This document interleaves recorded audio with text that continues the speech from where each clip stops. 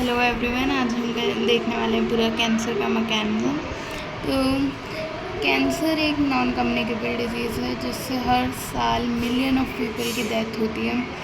तो शुरू करते हैं। नॉर्मल सेल्स जो होते हैं हमारी बॉडी में, उनके पास कुछ प्रॉपर्टीज़ होती हैं, जैसे कि सेल डिवीजन और सेल डिफरेंशिएशन जो होता है वो हाईली रेगुलेटेड होता है। जब भी कोई cell division cell cycle perform करता है तो दो बैरियर्स आते हैं, साइटोकाइन बैरियर्स, जो उसको रोक के रखते हैं। जब ज़रूरत हो तभी वो करेगा, वरना cell will get arrested in G1 phase. तो सेकंड प्रॉपर्टी आती है एप्टोसिस की। एप्टोसिस मतलब नेचुरल सेल डेथ। जब सेल काम नहीं कर रहा है या फिर मतलब वो अपने आप नेचुरली उसकी डेथ हो जाएगी टाइम आने पर। Next is the contact inhibition. Contact inhibition का मतलब होता है जैसे कि कोई एक सेल है जिसने डिवीजन करना बंद कर दिया, तो उसके जो साथी के सेल्स हैं, यानी कि जो उसके नेबरहुड में सेल्स हैं, वो भी सारे सेल डिवीजन करना बंद कर देंगे।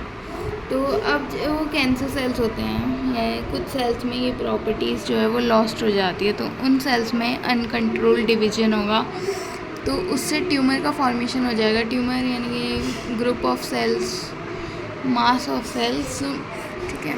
अब ट्यूमर भी दो टाइप का हो सकता है, एक हो सकता है बेनाइन और एक मेलिगेंट। बेनाइन मतलब वो ट्यूमर एक ही जगह पर है, ये नॉन कैंसरस होता है, लेस डेंजरस होता है रिलेटिवली, क्योंकि एक ही जगह है तो हम इजीली इसको निकाल सकते हैं। फिर सेकंड आता है मेलिगेंट, जो कि ब्लड वेसल्स के थ्रू हमारी पूरी बॉडी में चला जाता है और ये खुद की ब्लड वेसल्स भी बना लेते हैं। इसको हम कैंसरस कहते हैं, कैंसरस ट्यूमर, जो कि बहुत ही डेंजरस होता है। तो अब देखते हैं कैंसर का mechanism.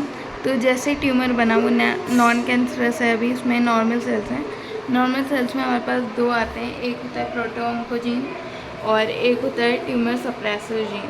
प्रोटोऑन्कोजीन is a type of inactive oncogene. Oncogene मतलब कैंसर कॉजिंग जीन्स, और ट्यूमर सप्रेसर जीन मतलब जो सेल डिवीजन को रेगुलेटेड रखेगा, और ये एक्टिव होता है प्रोटोऑन्कोजीन, यानी कि इनएक्टिव फॉर्म में होता है, ये नॉर्मल सेल्स में होता है। पर जैसे कि उसमें म्यूटेशन होंगे, इन दोनों जीन्स में म्यूटेशन मतलब DNA डैमेज होगा, उसमें कुछ चेंजेस आएंगे, उनको म्यूटेशंस कहते हैं। अब ये भी बहुत तरह से आ सकते हैं, जैसे कि फिज़िकल में आ जाता है X rays, gamma rays, UV rays से जैसे स्किन कैंसर होता है। और भी होते हैं जैसे केमिकल में टोबैको, स्मोक, जो कि लंग कैंसर कॉज करते हैं। बायोलॉजिकल में कुछ वायरसेस भी आ जाते हैं, तो इससे DNA में चेंजेस आएंगे, म्यूटेशन होगा, तो इससे ये जो प्रोटोऑन्कोजीन्स थे ये ऑन्कोजीन में कन्वर्ट हो जाएंगे, और ट्यूमर सप्रेसर जीन्स जो पहले एक्टिव थे, जो सेल डिवीजन को रेगुलेट कर रहे थे, वो इनएक्टिव हो जाएंगे, तो उसकी वजह से ऑन्कोजीन बन जाएंगे। ऑन्कोजीन यानी कैंसर कॉजिंग जीन्स। ये दो टाइप के होते हैं, C ऑन्क और एक V ऑन्क, ठीक है। अब ये क्या करेंगे, पूरी बॉडी में स्प्रेड करेंगे, जिसको मेटास्टेसिस कहते हैं हम लोग। फिर इससे कैंसरस ग्रोथ होगी, जिसको नियोप्लास्टिक ग्रोथ भी हम कहते हैं, और फिर अल्टीमेटली जो मल्टीपल ऑर्गन्स हैं उनका फेलियर हो जाएगा। तो ये पूरा कैंसर की मैकेनिज्म है। अब इसमें जैसे कुछ बात करते हैं, ग्रेड वन कहते हैं ना, कैंसर की कुछ ग्रेड्स होती हैं। तो कैंसर अगर ग्रेड 1 में, यानी कि ट्यूमर के टाइम ही हमें पता चल गया, डिटेक्ट हो गया, तो उसको रोका जा सकता है।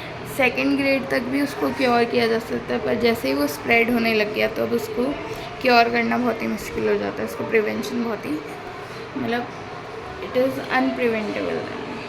अब इसकी डिटेल में और भी चीज़ें आती हैं, जैसे कैंसर बहुत टाइप के होते हैं। अगर एक्टोडर्मल टिश्यूज़ में हो रहा है तो उसको हम कार्सिनोमा कहते हैं, मसल्स में हो रहा है तो सार्कोनोमा, और ब्लड में हो रहा है ब्लड कैंसर, ल्यूकीमिया। तो बहुत सारी चीज़ें होती हैं, इनको रोकने के लिए कुछ थेरेपीज़ भी आते हैं, जैसे कीमोथेरेपी वगैरह। तो ज़्यादा डिटेल नहीं जाएंगे। Thank you so much.